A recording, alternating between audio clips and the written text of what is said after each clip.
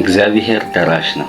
ለነፍሱ ፈርቶ የኪዳን ሰው ሆኖ ከቤተሰቦቹ ከዘመዶቹ የወጣ ያ አብርሃም ሚስቱን እህቴ ናት ብሎ ማንም ሊደርስበት የማይችልበት በሰው አገር ቁጭ ብሎ የእግዚአብሔርን የመድረስ ጥሪ የተጠባበቀ አብርሃም እግዚአብሔር አላሳፈረውም። ጣልቃ ገብቶ ሚስቱ በሌላ ሰው እንዳትረክስ ጣልቃ ገባለት። ያ እግዚአብሔር ደራሽ ነው። ያዕቆብ የተባለው የአብርሃምን ኪዳን የተሸከመ ወደ ላባ ቤት የተንቀሳቀሰ ያ የኪዳን ልጅ እድሜውን በሰው ቤት ባሪያ ሆኖ የጨረሰ ወጣትነቱን እዛው የተበላ ሕዝብ አፍርቶ ንብረት አፍርቶ ወደ ገዛ ሀገሩ ሊመለስ ብልን ትላንትና ያገለገለው ሰውዬ በጭካኔ ሊያጠፋው ከኋላ ተሯርጦ ሊገላው ሲል እንዳትነካው ብሎ አስጠነቀቀ።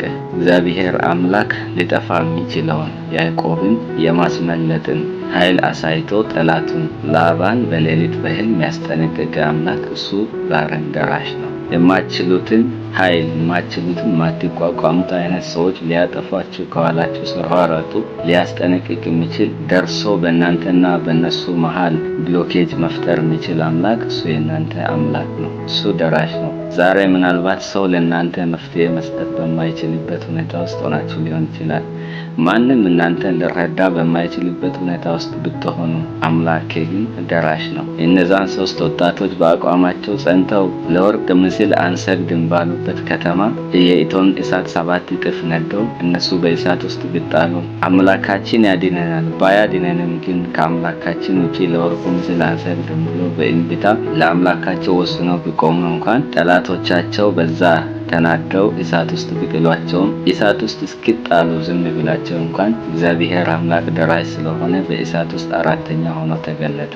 ዛሬም ቢሆን በሕይወታችሁ ሰውም አልደረሰላችሁም፣ ሰውም አይታችሁ መንግስትም ጠብቃችሁ የሆነ ነገር ጠብቃችሁ ባይደርስላችሁ የገባችሁበት ሁኔታ ውስጥ እንኳን ደርሶ መታደግ የሚችል አምላክ አላችሁ። የሱ ደራሽ የሆነ ጌታ ነው። ከፊት ቀይ ባህር ከኋላ ግብጽ ሆነው ቢያሳድዷቸውም እስራኤላውያን እነሱም ባለ በሌለ አቅማቸው ሙሴ ላይ ጮኸው መፍትሄ ያጡ ቢመስሉም አምላካቸው ግን ደራሽ ስለነበረ ከፊት ለፊታቸው የቆመውን ቀይ ባህር ከፍሎ እነሱን በደረቅ ምድር አሻግሮ ጠላቶቹን ቀበራቸው። የእናንተ አምላክ ሲደርስ እናንተን ማሻገር ብቻ ሳይሆን እናንተን ያሳደዳችሁን ጭምር በባህር ውስጥ ዘፍቆ በባህር ውስጥ አጥልቆ ያጠፋቸዋል። እግዚአብሔር አምላክ ከፊትም ከኋላም በተዘጋ ምዕራፍ ውስጥ እሱ ደራሽ ነው። በእስራኤል ምድር የሚበላ ነገር ጠፍቶ ለሞት የተመደቡ ሰዎች ባሉበት እዚህ ብንቆይም በራብ እንሞታለን፣ ወደፊት ብንሄድም በጠላቶቻችን እጅ እንሞታለን ብሎ የወጡ እነዛ ለምጻሞች የምስራችን ይዞ መጡ።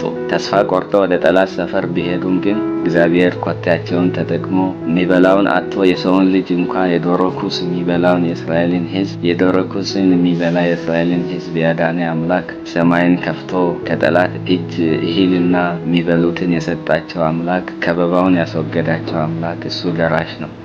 ዛሬ የሚበላ የሚጠጣ የሚለበስ ቢያስቸግርህ ያንተ አምላክ አይቻልም በተባለ ምዕራፍ ውስጥ ላንተ የሚደርስ ነው። ይመነኝ፣ እግዚአብሔር ከማንም ቀድሞ ይደርስልሃል። ወዳጅ ነው ከምትላቸው ቀድሞ ይደርስልሃል። ጓደኞቼ ናቸው ከምትላቸው ቀድሞ ይደርስልሃል። በጣም የቅርቤ ናቸው ከምትላቸው በላይ አምላክ እግዚአብሔር ላንተ የቅርብ ነው። አይዞ፣ ጽና፣ ተስፋ እንዳትቆርጥ። እግዚአብሔር አምላክ ካንተ ጋር እስከ ፍጻሜው የሚሄዱ ብቻውን ያ 38 ዓመት የሚያስጠጋው ሰው ጠፍቶ በሚፈውሰው ውሃ አጠገብ ቁጭ ያለው ሽባ ሰው ጌታ ኢየሱስ ክርስቶስ ደርሶ አሁን የሚያስፈልግ ውሃ ሳይሆን እኔ የውሃውም የመልአኩም ባለቤትና አምላክ የሆንኩ እኔ ነኝ ብሎ ደረሰለት። እግዚአብሔር ይደርሳል። ያቺ ሴት 12 ዓመት ደም ቢፈሳትም ሰዎች ሁሉ በርቋት ያለውን ኑሯን ሁሉ ይዛ በባለመድኃኒቶች እጅ መፍትሄ አታ ኑሯን ሁሉ ብትከስርም ኢየሱስ ግን በፍጻሜው ላይ ደረሰላት። የደሟ ምንጭ ቆመ። እግዚአብሔር